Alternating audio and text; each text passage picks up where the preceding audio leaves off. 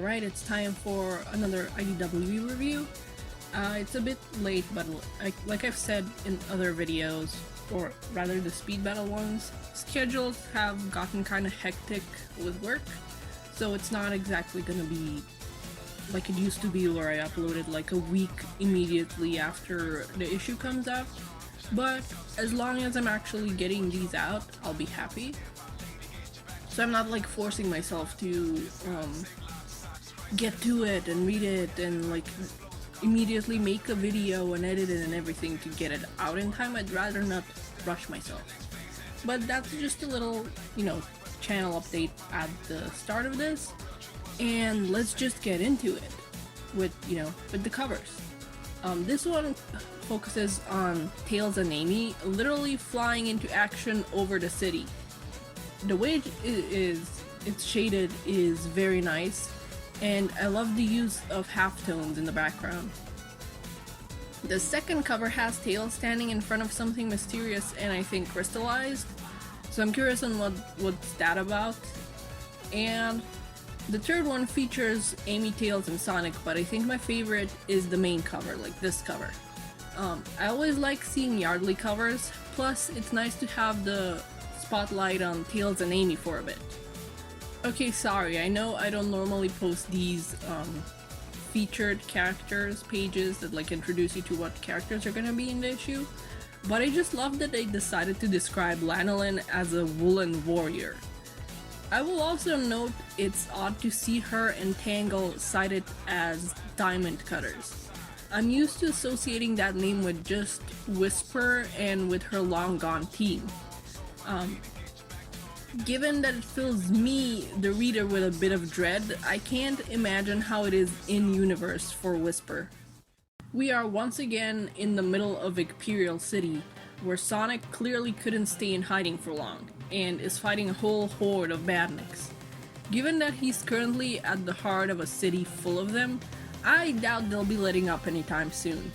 And then a bunch of badniks get like scrunched up and then burned away by Silver and Blaze.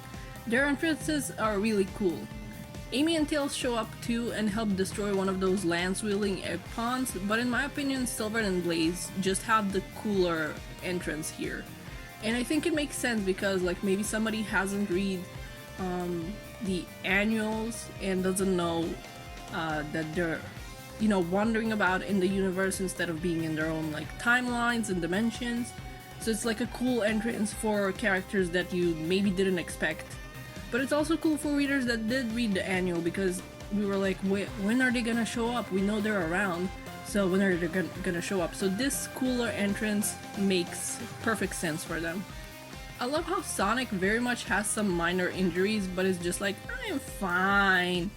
And that mere fact that he called for backup, that Sonic the Hedgehog called for backup so urgently, is cause for concern for Amy.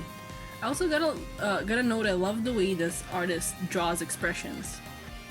Okay, so we pretty much get confirmation here that Silver doesn't like willingly time travel, like just something sends him back and forth through time and we have no idea what. From what I've caught up on the Bumblecast, this has been brought up that he doesn't like use time stones or anything like that to willingly send himself back and forth through time.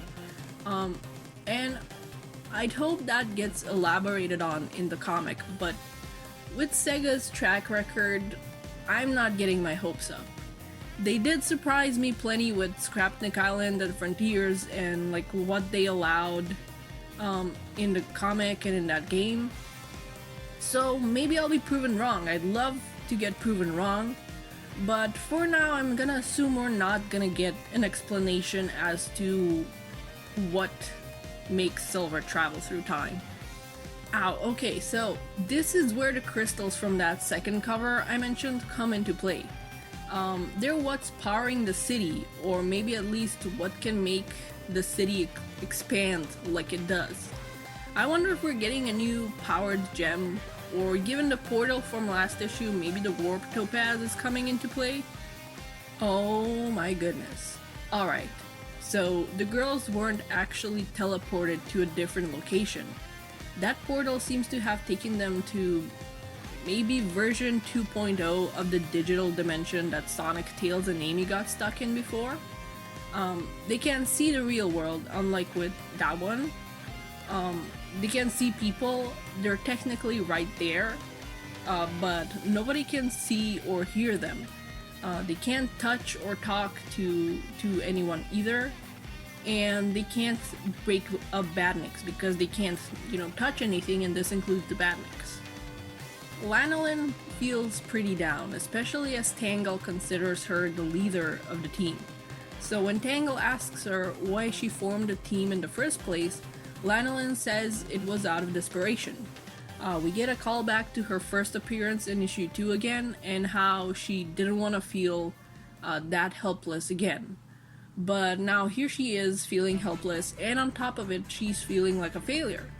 And Tangle gives her a nice little pep talk about how it's okay to make mistakes and how she has a team she can lean back on. This doesn't mean that she's gonna be a failure forever. I really love Tangle, could you tell? When Tangle comments on the current Diamond Cutters, Whisper finally confronts her about the name. Why that name that is tied to so much hurt for her?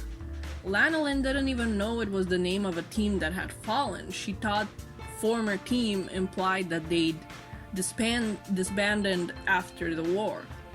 And we knew that Tangle suggested that name on impulse, but now we get to know exactly what kind of thoughts were behind that impulse.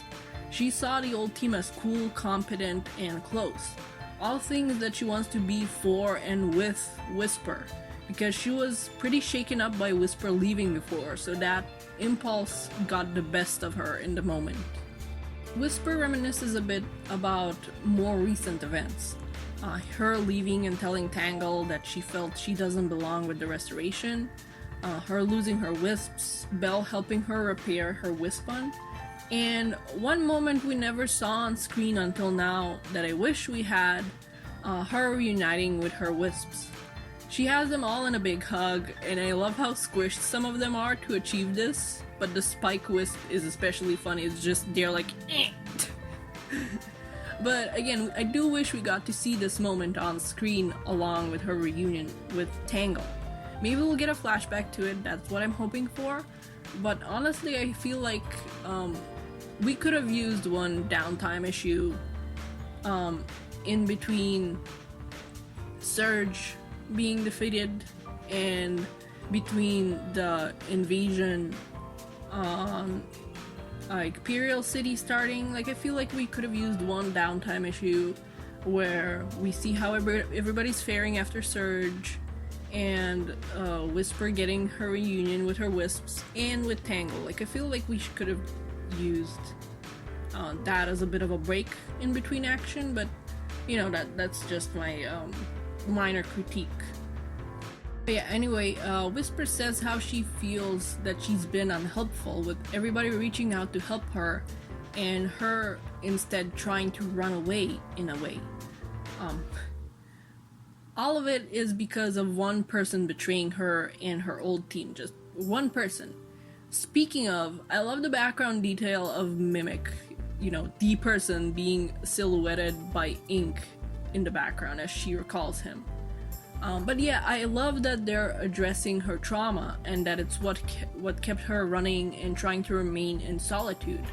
I think a lot of people assume that she's moved on after the Tangle and Whisper miniseries, but it's rarely so simple, and I'm glad they didn't make it simple. If anything, I think the Tangle and Whisper miniseries, as much as its events helped Whisper bond with somebody again, they did awaken that trauma fully. And with Mimic escaping his imprisonment, there's no doubt she left because she felt like she had a target on her back again.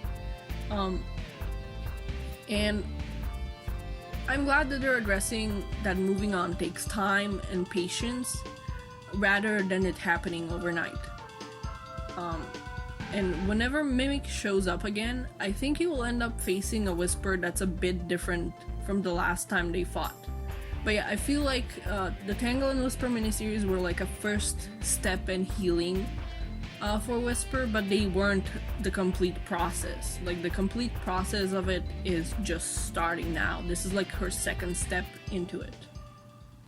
The three of them will remain the Diamond Cutters, which I've mentioned will take some getting used to seeing Tangle and Lanolin bear that name, but that's okay.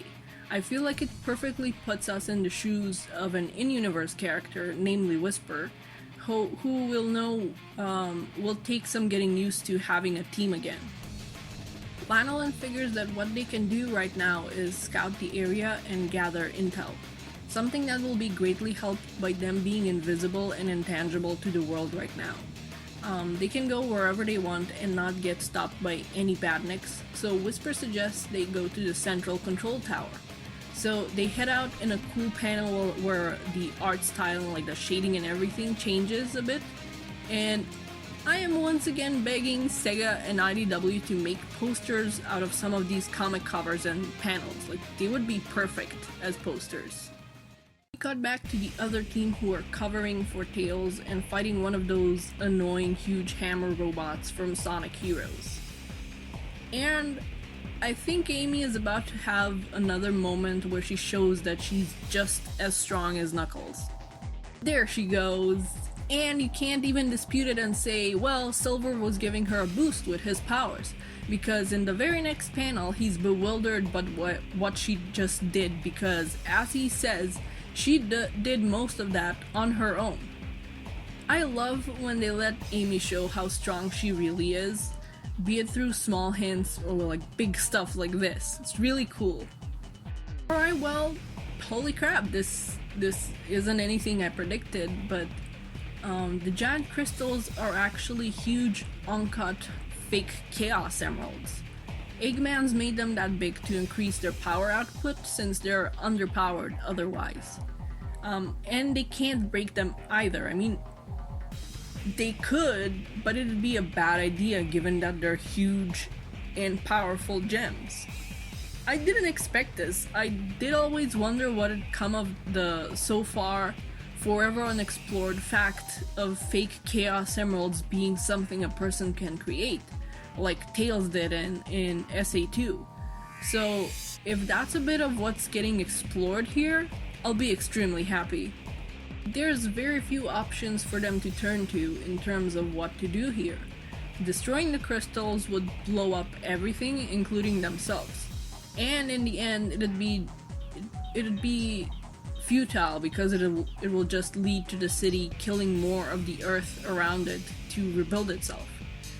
They decide to go to the central tower, where they can shut everything down and find a way to get their friends back. Side note, I love how done with Sonic Blaze looks. As the team heads off towards the tower, there's explosions, and they wonder if it's an unexpected backup, and it sorta is and isn't. It's Team Dark. I don't think they came as backup or that they even know Sonic and Co were here. So we're left to see how they got here next issue, probably. Because I do wonder why.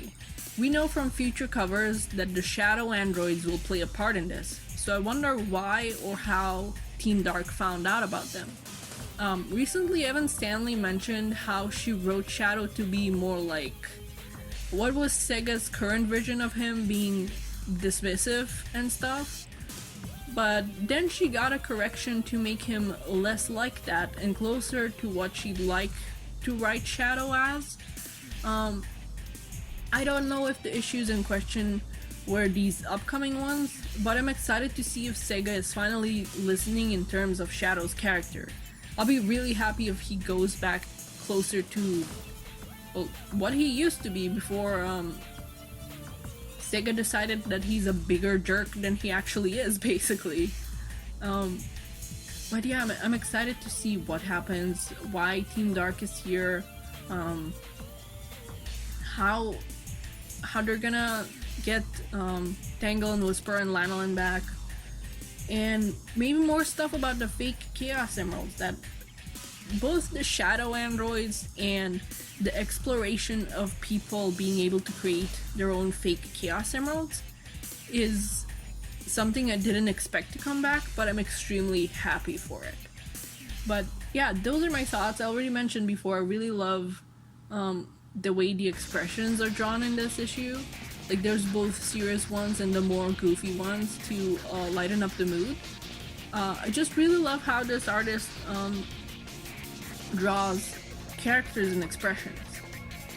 But yeah, we're the wait for next issue probably isn't gonna be long if you're watching this review, because you know I posted it up later than usual.